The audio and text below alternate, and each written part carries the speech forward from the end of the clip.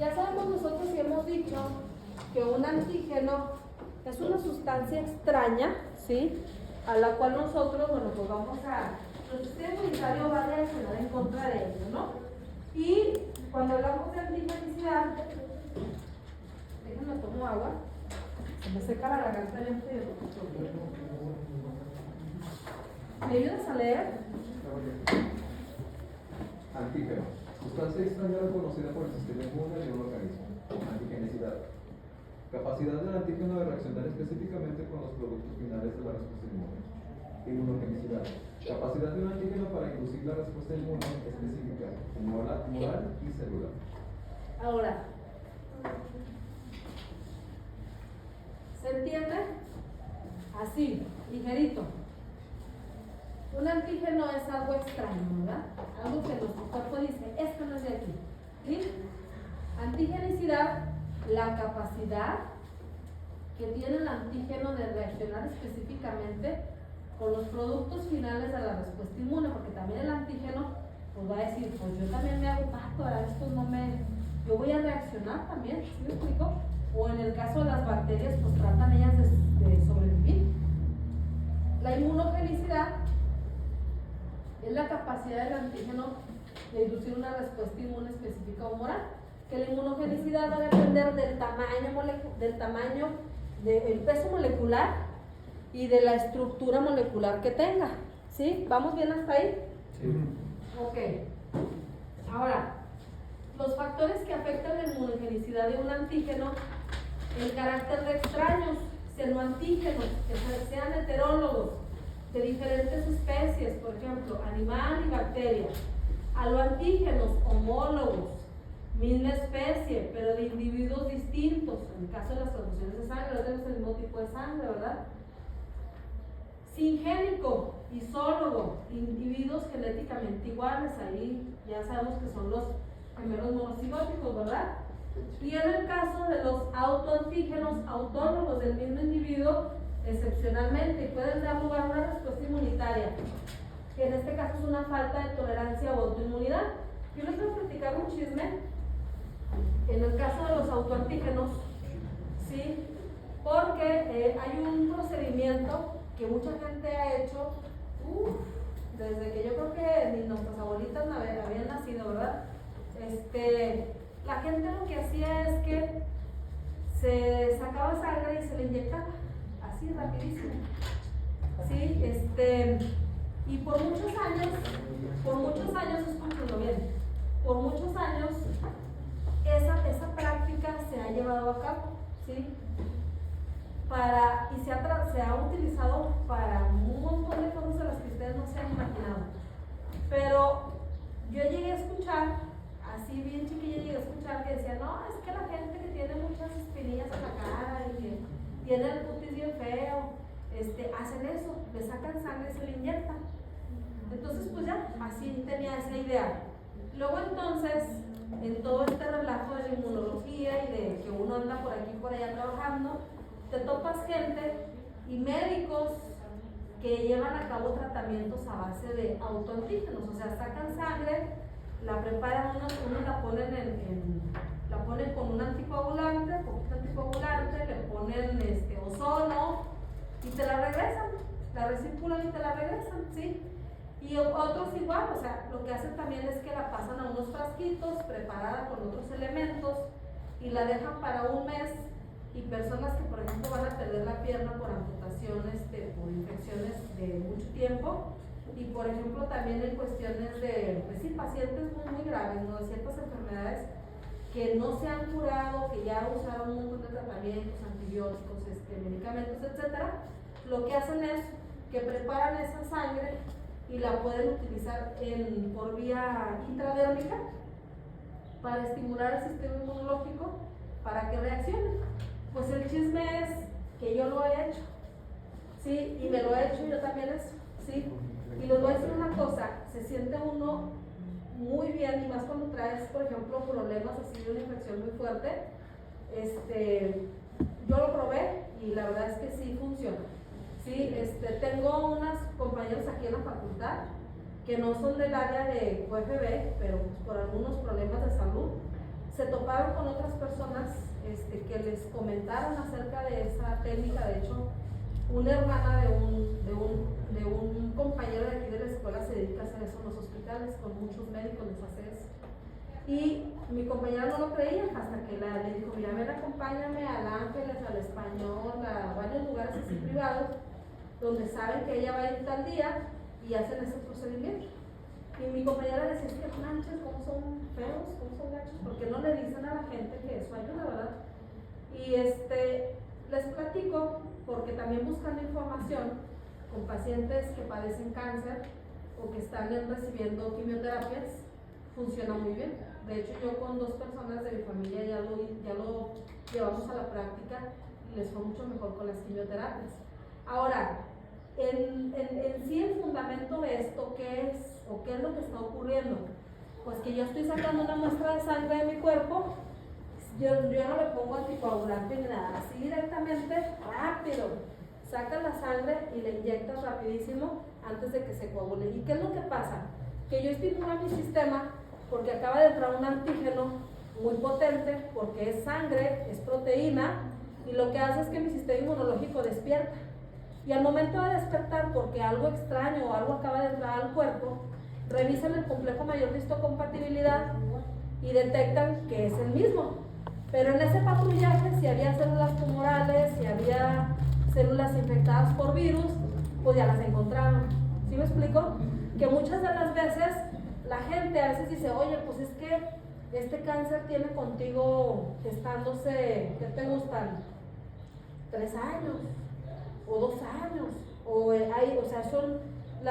en este caso los oncólogos saben perfectamente cuáles tipos de cáncer en un momento dado tienen una evolución muy larga, o cuáles son los tumores que tienen una evolución muy larga. Ahora, se supone que las CNK van a detectar, ¿sí?, a esas células que en este caso tienen componentes diferentes, y hay mecanismos o procesos de tolerancia central y periférica, que es también lo que vamos a ver en la unidad 2, en donde si son células inmaduras no salen a la circulación sistémica porque se tienen que eliminar. ¿Por qué? Porque son células que no son funcionales y llevan a cabo, pues hagan de cuenta que la médula ósea prepara, madura y suelta las células, pero vamos a decir que esa va inmadura, esta va para acá y esta va para allá y esta va para acá, y si hay que van, estas van mal, estas todas van bien.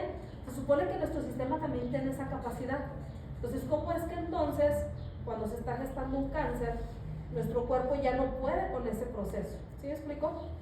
Y ahí es cuando hablamos nosotros de una ignorancia inmunológica, en donde particularmente podemos entender que nuestro cuerpo se adapta aún con un mal funcionamiento. ¿Sí me explico? Por un tiempo en el cual nosotros no tenemos una estimación de cuánto viene sucediendo esto.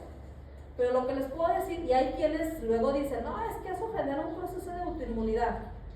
Pues hasta ahorita yo no lo he visto. Yo tengo gente que he conocido que cada 15 días hacen eso. Cada 15 días. Hay gente que lo hace más veces a la semana. ¿Y solo se puede con la sangre propia? ¿Dónde? Con la de alguien más. O sea, que sea el mismo tipo de sangre, pero... ¿Y tú qué crees que pase? ¿Tú qué crees que pase?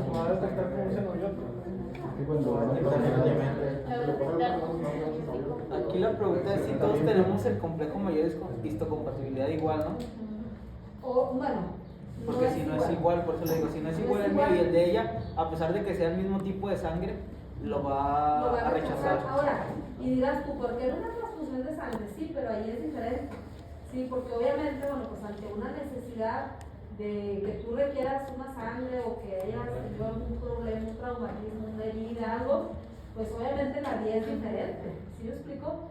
Y aquí, pues nuestro cuerpo puede reaccionar de una... Ahora, déjenme decirles algo, yo no les recomiendo para nada que se les vaya a ocurrir ponerse, decir, somos positivo y intercámbiense la jeringa y a ver qué pasa. No vayan a hacer. ¿Sí me explico? Yo les platico desde mi experiencia porque yo lo llegué a escuchar mucho de eso y empecé a ver mucha gente, como luego pasa, ¿no? Que le pones atención a algo y empiezas a investigar y luego te empiezas a topar con gente que, yo también. Y la verdad es que yo lo probé y no pasa nada, o sea. ¿Cómo se llama? ¿Hemoterapia? Autohemoterapia se llama autohemoterapia, ¿sí? Y de hecho, fíjense, hay una clínica Torreón, pero hay varias, pero yo conozco una clínica también que está sobre el Paseo de la Rosita, y es una doctora ya grande, ya mayor, y ella lleva a cabo ese tipo de procedimientos ahí en su clínica. Saca sangre, lo solidifica y te la regresa. Y por ejemplo, pone unos sueros hipervitaminados con dosis muy grandes de vitamina C, megadosis de vitamina C. Y yo he ido por algunos procedimientos ahí, me ha tocado ir, y la verdad es que yo nunca le he dicho a la doctora que conozco algo de eso, pero sí le hago muchas preguntas. Lógico, ¿verdad? A ver, platíqueme, sueltes, a ver, ¿qué más voy a platicar? Y sí, me he topado con que he visto gente ahí que llega a caminar los tratamientos y algunos de ellos son médicos y mucha gente que está pasando por procesos de quimioterapia o cáncer no ahí. Sí, ahora, déjenme decirles también que hubo un premio Nobel que no me lo puse ahorita, no me acuerdo del apellido, pero en uno de sus estudios utilizó megadosis de vitamina C para tratar algunos tipos de cáncer en vez de quimioterapias. Y los pacientes reaccionaron de manera favorable, ¿sí? El detalle es, pues, los médicos dicen que la vitamina C provoca cálculos renales, pero por ahí también en los estudios dicen que puedes utilizar de manera segura hasta 2 gramos diarios de vitamina C, ¿sí? Pero pues dices tú, pues a que me provoquen cálculos renales la vitamina C, a que me muera. un antineoplásico que me va a ocasionar más problemas de salud, ¿verdad? Así. Y también otra cosa, y mucho de lo que también muchos médicos de la medicina ortomolecular, porque también esa es otra corriente de medicina ortomolecular, hablan mucho acerca de las cuestiones de que cuando nuestro cuerpo está falto de nutrientes, somos más susceptibles a un montón de enfermedades, cuando estamos realmente protegidos, ¿sí? Y yo lo que les puedo platicar es que sí he visto mucha gente que hace ese tipo de procedimientos y me han platicado y los he visto que les ha ido bien. ¿Así solo es inyectado? ¿Cómo? Sí, o sea, inyectado porque es más rápida su absorción. Luego que les ponen la sangre. ¿Dónde? ¿Qué? En el hospital, que a la clínica, pues depende. Creo que cuando va, creo que cuesta como 600 pesos el que se haga ese tratamiento la doctora. ¿Y usted por qué cree que no ha sido tan público? O sea, que lo han hecho de que eso es bueno. Pues porque, mira, te voy a decir una cosa, No sale dinero para los medicamentos. Ajá, sí, no, les voy a decir por qué. Muchos médicos dermatólogos hacen esos procedimientos. Muchísimos médicos o dermatólogos hacen eso cuando un paciente está en tratamiento por un acné muy severo y lo hacen así, directo. Pues inyectan Pero directamente el plasma, ¿no?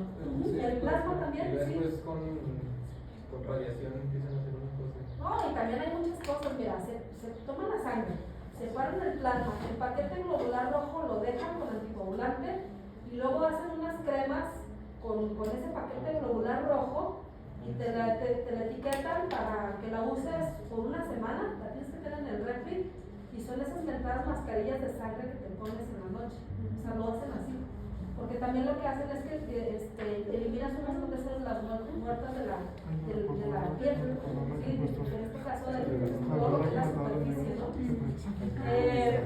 Y también tiene que ver con procesos o mecanismos de autofagia. Pónganse a leer acerca de la autofagia y luego más adelante platicamos chismes de la autofagia. También fue ¿sí? premio Nobel, ¿no? Es un premio Nobel también. Pero bueno, el semestre dice que no tenemos que hablar de eso, ¿verdad? Eso, por eso les dije que era un chisme. ¿Sí? Ok. ¿Vamos bien hasta aquí? Sí. Ok.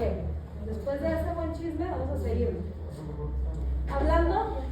Estamos hablando de las condiciones de inmunogenicidad. ¿Sí? Te fuiste muy allá caminaste mucho con el chisme que les di. Ok, ahora aquí, hablando del tamaño, decimos que se va a manejar una inmunogenicidad alta cuando tenemos un tamaño o un peso de 100,000 daltons, ¿sí? Por otra parte, pues ahí, desde que si son proteínas y polisacáridos, generalmente son buenos inmunógenos. Y cuando hablamos de lípidos o ácidos nucleicos son malos inmunógenos. ¿Qué quiere decir? Pues que no necesariamente van a despertar tanto la respuesta inmunológica, precisamente por la estructura que tienen. El proceso de degradabilidad, la capacidad de ser procesado y presentado junto con el complejo mayor de histocompatibilidad, también de eso depende. En ocasiones tenemos antígenos que no son tan degradables, ¿sí? Por otra parte, la accesibilidad, las proteínas de los flagelos, cápsulas o la superficie celular resultan ser más inmunógenas. Yo les pregunto, ¿qué será más inmunógena? ¿Una célula gram negativa o una gram positiva? Perdón, una bacteria, gram positiva o gram negativa. ¿Qué? Una gram positiva. ¿Por qué?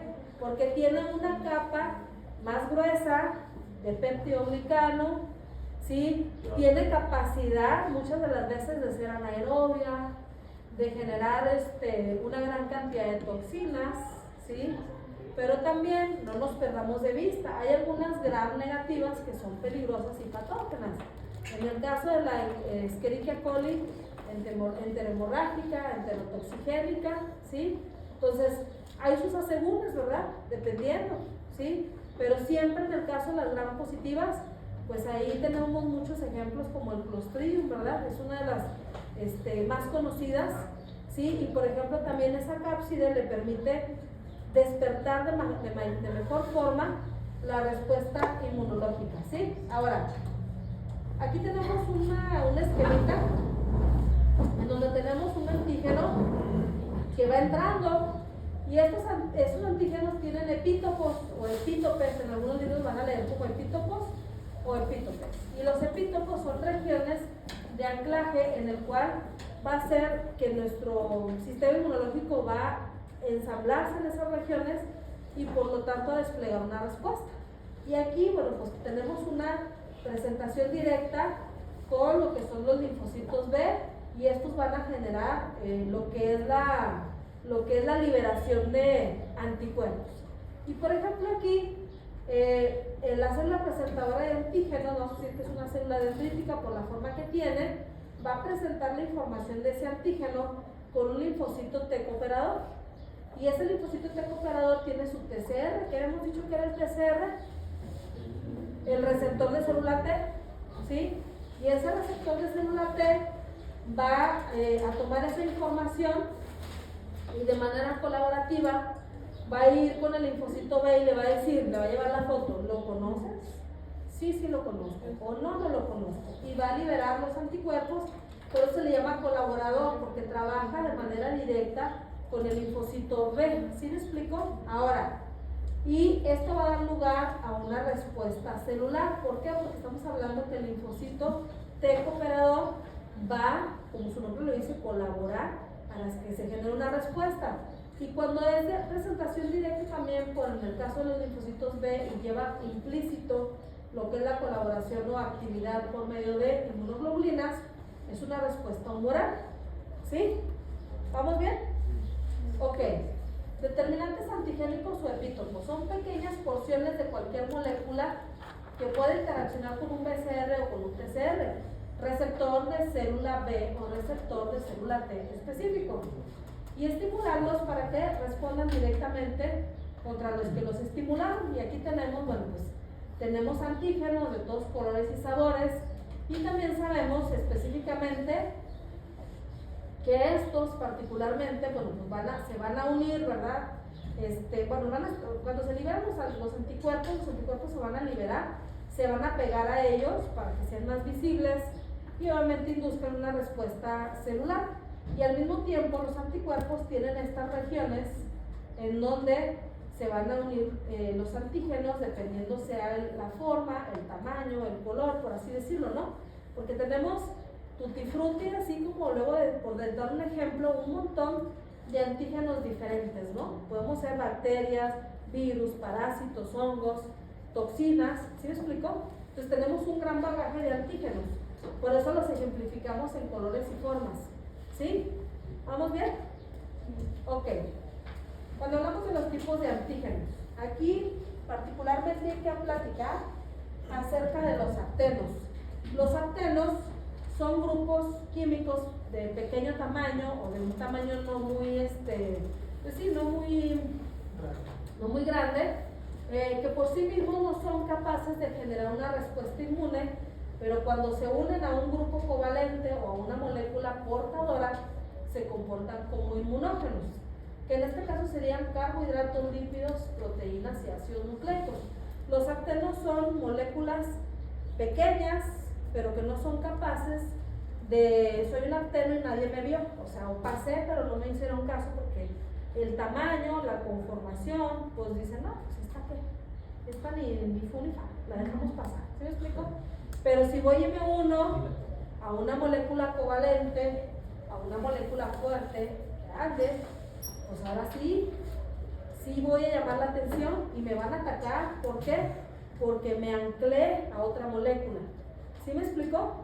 Ahora, aquí está la función de los aptenos. Tenemos aquí moléculas de apteno y cuando se unen a una molécula transportadora forman un complejo apteno transportador inmunógeno.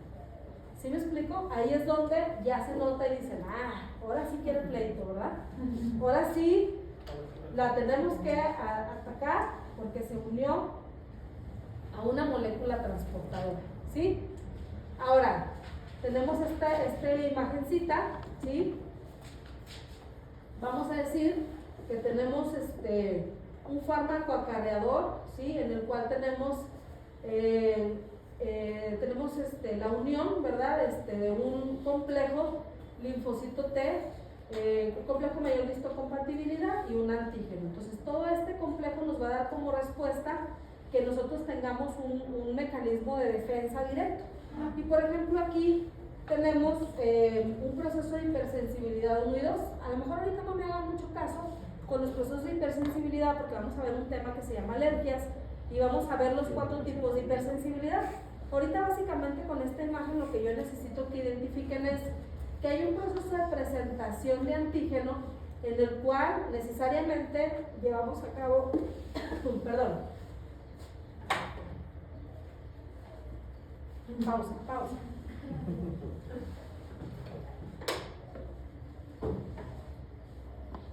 Llevamos a cabo lo que es un mecanismo de actividad, en este caso por células linfocitos T helper, ¿sí? En donde vamos a presentar información y vamos a expresar la necesidad de que haya una actividad colaborativa tanto por NKs, tanto por macrófagos y por linfocitos T helper 17. Y aquí particularmente lo que vamos a hacer es que este mecanismo proceso lo vamos a ver por ejemplo en la hipersensibilidad tipo 4 y aquí en el linfocito T helper 2 pues lleva una colaboración con el B, plasmocito, anticuerpos, ¿sí? Entonces esto que yo ahora les acabo de ejemplificar aquí son mecanismos en los cuales se necesita una inducción para que la respuesta inmunitaria se lleve a cabo, ¿sí? Prácticamente es eso.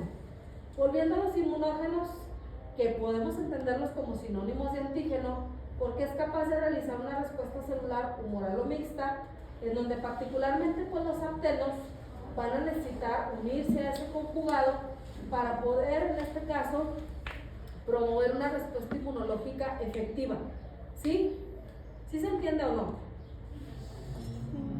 Miren, aquí, cuando tenemos un apteno solo, no va a promover la respuesta por anticuerpos, ¿sí? Cuando tenemos un inmunógeno, tal vez con otra molécula, ¿sí? Que no necesariamente tiene que ser transportadora, pues tenemos anticuerpos específicos para ese agente, pero vamos a decir que a lo mejor no es así como que una expresión muy, muy fuerte. Y cuando tenemos un apteno con un conjugado transportador o portador de ese antígeno, vamos a generar diversos tipos de respuestas. O sea que siempre que un apteno se una a una molécula importante o grande, va a proporcionarnos como resultado a veces más de una respuesta, ¿sí? Ahora, en el caso de los epitopos, pues ya hemos dicho ahorita que son sitios discretos de la macromolécula que se reconocen individualmente por un anticuerpo específico o por un TSR específico. Son regiones, así como las enzimas tienen su sitio alostérico, ¿sí recuerdan eso, verdad? En bioquímica. Tiene ese sitio alostérico en el cual se une, y cuando se une en ese sitio alostérico genera una reacción, ¿sí? Pasa lo mismo aquí con los epítopos. Cuando se unen a ese tipo de secciones, va a generar una respuesta como tal, ¿sí? Ahora, podemos entender también que los epítopos de las células B tienen dos propiedades. Una, que pueden ser secuenciales o no secuenciales. Las secuenciales tienen regiones en forma de bucle y se sitúan entre cadenas. Y las no secuenciales dependen de la configuración nativa de la proteína. Vamos a ver un ejemplo, ¿sí? Ahorita vamos a ver unas estructuras. Y por ejemplo, cuando hablamos de epítopos de células B o de células T, cuando hablamos de la unión al antígeno, va a generar una respuesta de tipo binaria, ya sea por antígeno-anticuerpo, ¿sí? Y por ejemplo aquí, cuando hablamos de anticuerpos nos estamos refiriendo a inmunoglobulinas, ¿sí? Y aquí, cuando hablamos de epítopos de células T, es ternaria porque implica lo que es el receptor de célula T, lo que es el antígeno y lo que es el complejo mayor de histocompatibilidad.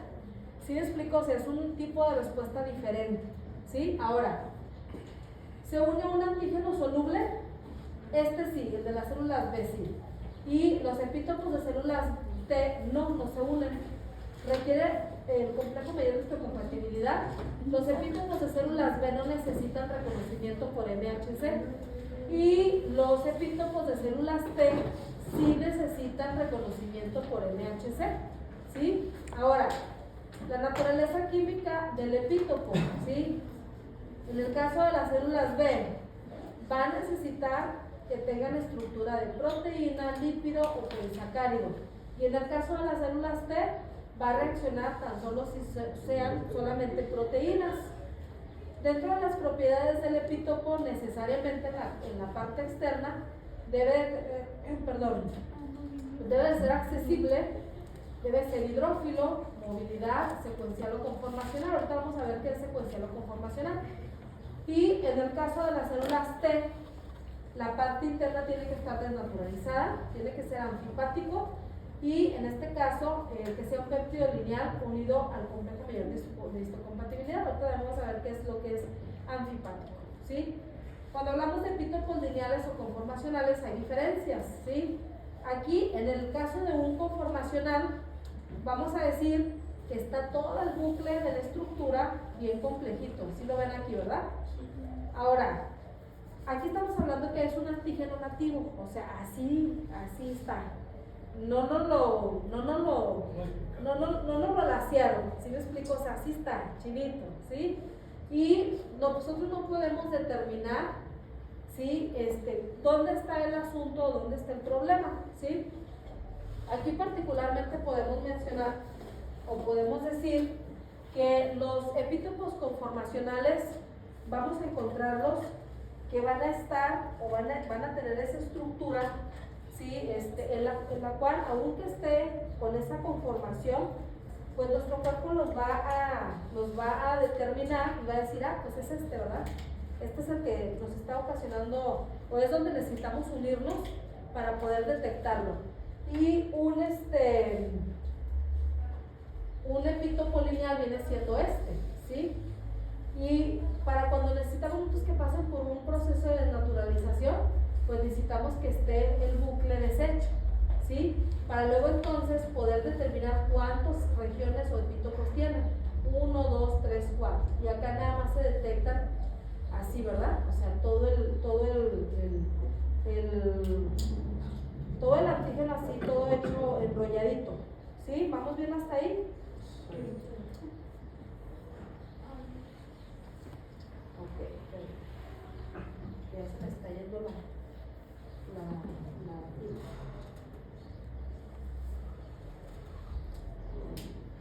ahora, ¿sí? Entonces, ¿qué era lo que decía la diapositiva de acá? ¿Sí? En el caso de los epítopos de células B, ¿sí? De manera secuencial o conformacional, y generalmente en los epítopos de células T requerimos que la parte interna esté desnaturalizada, que es lo que estamos viendo aquí, ¿sí? Los epítopos de células B pueden estar así y los va a detectar aunque estén conformacionales. Y los epítopos de células T necesitan que estén de esta manera, que esté desenrollada la estructura, desnaturalizada, para poderlos agarrar de manera lineal, ¿sí? Ahora, dentro de estos mismos determinantes antigénicos y las secuencias que estos deben de tener, tenemos pues que estos, para que luego entonces sean detectados de una forma más efectiva, en este caso por las células T, requerimos que pasen por un proceso de desnaturalización para que estén disponibles las estructuras y poder presentar esa información más fácilmente a cuando están enrollados, ¿sí? Y por ejemplo aquí, bueno, sabemos que muchas de las veces el que tengan esa estructura no permite que tengamos tanta accesibilidad para mostrar esa información o que esos epítopos estén ahí disponibles o libres, ¿sí? Al paso para poderlos captar, ¿sí? Por otra parte también podemos mencionar que necesitamos, o muchas de las veces en lo que son los procesos de poder querer atacar un agente, o a veces también lo que limita que se pueda detectar un agente precisamente es la conformación de esa estructura molecular, porque no nos deja a la vista los epítopos, ¿sí me explico? Y por lo tanto, pues esto hace que obviamente se necesite un proceso de ruptura de esas proteínas o de una proteólisis para que podamos nosotros tener más visiblemente esos epítopos y esos epítopos puedan unirse a los BCRs o a los TCRs. Habíamos dicho que en el caso de los BCRs no importa que estén conformacionales, y en el caso de los TCRs, que son los receptores de célula T, requerimos que estén completamente desnaturalizados. ¿Sí se acuerdan, verdad? Ok. Los antígenos ocultos. Este solamente es leído por moléculas desnaturalizadas y su presencia en la circulación sanguínea es mínima. En ocasiones hay antígenos que tienen antígenos ocultos, ¿verdad? Y por lo tanto también, cuando hablamos nosotros de estas estructuras, ¿sí? Tenemos aquí un epítope lineal, ¿sí? Y tenemos, a veces en un solo antígeno podemos tener varios epítopos de diferentes maneras. En esta imagen vemos desde circulitos, triangulitos, vemos cadenas de disulfuro, miren aquí. ¿Por qué? Porque eso es lo que hace que se lleve a cabo ese enrollamiento de esas moléculas. Las estructuras de sulfuro nos ayudan a que tengamos ese enrollamiento en las moléculas, y cuando nosotros queremos aplanarlas o desdoblarlas, tenemos que romper esas estructuras de sulfuro para que queden lineales y poder ver que en un solo antígeno tenemos varios epítopos que son diferentes, ¿sí? Que pueden ser con estas figuras o formas. Y por ejemplo aquí también nos habla de los epítopos lineales ocultos, que estos obviamente van a ser reconocidos por el BCR si la molécula se desnaturalizó, y también por el PCR, ¿sí? Vamos a hablar de lo que son los antígenos inmunodominantes. Estos vamos a decir que tienen una alta habilidad para realizar respuestas inmunes, y también generalmente se produce en la mayor parte de los anticuerpos, y pueden ser conformacionales, lineales o grupos químicos como los aptenos, ¿sí? Cuando hablamos de conformacionales, no se me pierdan, cuando hablamos de los conformacionales son los que tienen formas rebuscadas. Cuando hablamos de los lineales, como su nombre lo dice, están completamente planchaditos, ¿sí me explico? No están enrollados. Y cuando hablamos de grupos químicos, son los aptenos, que son los que necesitan moléculas acarreadoras para que luego entonces puedan despertar una respuesta inmunológica, ¿sí? Y en esta imagen tenemos prácticamente parte de lo mismo, ¿verdad? En donde particularmente tenemos una célula dendrítica que obviamente expresa información, y aquí tenemos que se va a unir precisamente a este TCR del cual estamos hablando, porque tenemos una célula T helper aquí, y al momento de que da esa información, le lleva, imagínense que lleva una información, ¿no? Se le entrega, la detecta, y al momento de que detecta esa información, el linfocito T va a liberar información como citoquinas, interleucinas, en donde va a activar células MK o células citolíticas naturales, en donde va a generar procesos de apoptosis. La apoptosis que dijimos que era la muerte celular programada, va a generar procesos de necrosis tisular y obviamente pues va a atacar, en este caso, a las células que están formando o que en este caso sí es una célula tumoral, ¿sí? Y obviamente va a promover la actividad de los macrófagos para poderlo atacar. Y aquí tenemos el antígeno tumoral, ¿sí? ¿Sí está claro eso? Ok. Como conclusión de este tema vamos a decir que los antígenos son moléculas capaces de provocar tanto una respuesta inmune específica adaptativa con capacidad inmunogénica o que también puede generar una inmunoglobulina específica generando capacidad antigénica y que muchas de las veces son astenos que están en un momento dado unidos a proteínas acarreadoras o moléculas acarreadoras. ¿Sí? Hay que leer más de los libros para que todos sintamos tanto el que está cambiando la complejidad de la clase. ¿Sí me explico? Pero yo creo que sí se las voy a aplicar de que van a tener que estar escribiendo en el cuaderno porque